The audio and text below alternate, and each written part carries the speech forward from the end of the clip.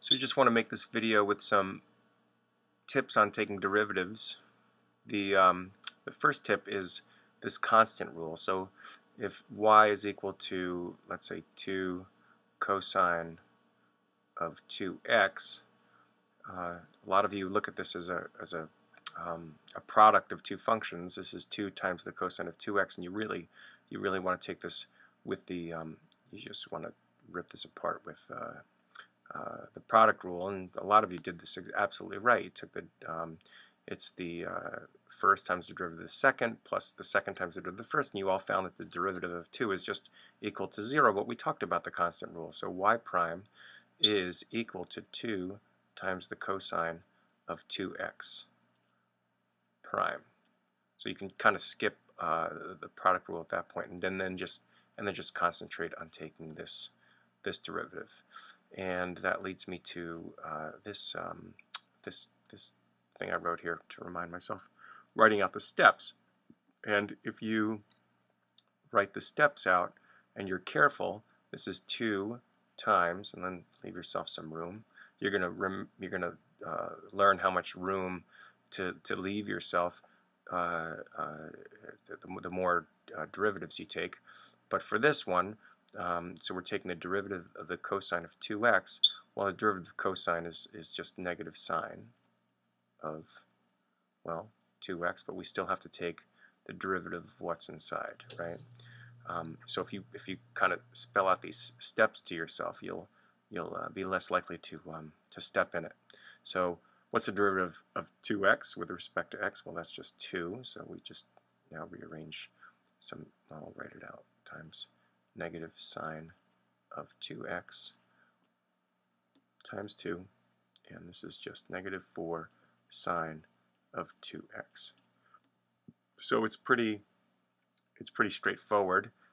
If you show out if you're careful about your steps, you're much less likely to make a mistake. Although as teenagers, you're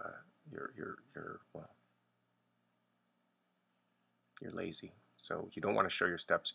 But trust me, if you show your steps, you'll be able to take more points where you otherwise wouldn't get them. Okay, so negative exponents. Let's talk about negative exponents. A lot of you don't see this right away. That let's say here's a good example. 2 over 3x minus 1 raised to the third power. So if this is y, a lot of you don't see that this is just y is equal to 2 times 3x minus 1 to the negative third. This is a lot easier to take the derivative of this with the power rule and the chain rule, of course, than it is to take the derivative of this guy with the quotient rule.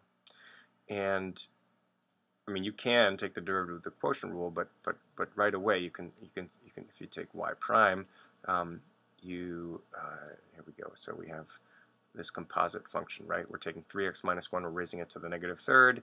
This is 2 times negative 3, so bring the power down. 3x minus 1, reduce the power by 1, which is negative 4. Take the derivative of what's inside, that's 3x. So I'm going to write the derivative, and again, this is showing steps. Okay, so I'm doing this again, and that is 2 times negative 3 times 3x minus 1 to the negative fourth times 3, right? That's just the derivative of 3x.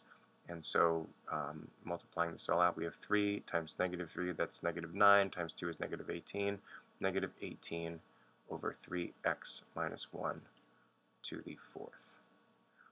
Okay, and next thing is seeing composite functions. So this is another problem that I've noticed. The tangent, say, of, no, better yet, this is a good one, sine of x over 1 plus cosine of x raised to the squared.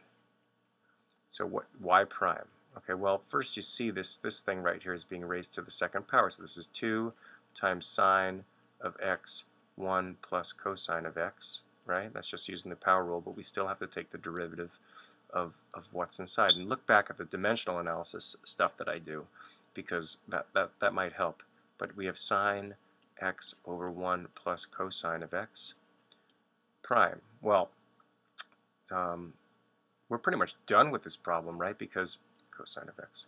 We're pretty much done with the problem because we can do this derivative. That's just the quotient rule, and you just have to remember the derivative of sine and cosine, and you're done.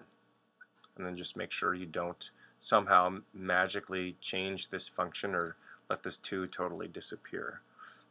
For algebra and simplifying, this is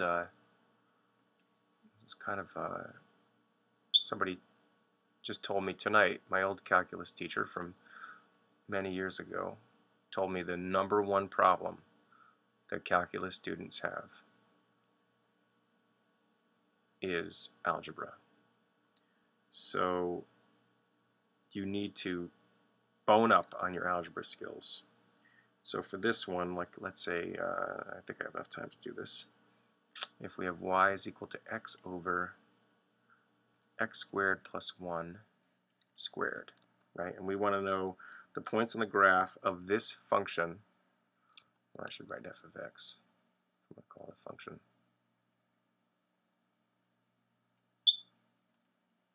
What points is this thing? Is the derivative? I'm sorry. Find the points on the graph of this function where the tangent line is horizontal. Well, we need to find the derivative, and we would set the derivative equal to 0, because then we know that the slope of those lines, the slope of the line would be 0, and that would be a horizontal line.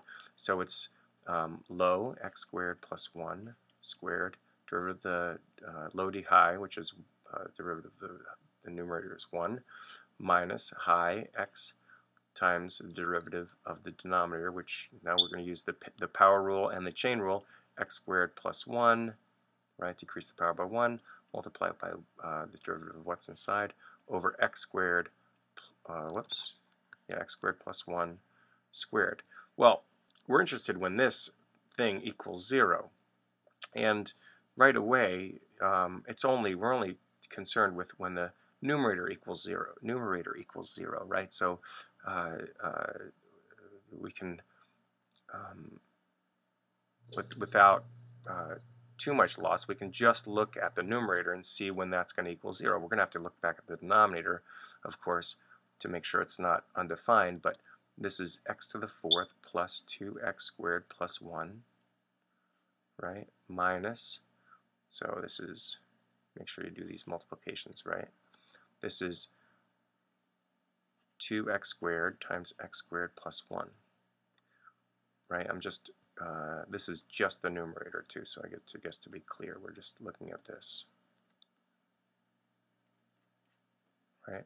So this is x to the 4th plus 2x squared plus 1 minus 4x squared minus 2x squared.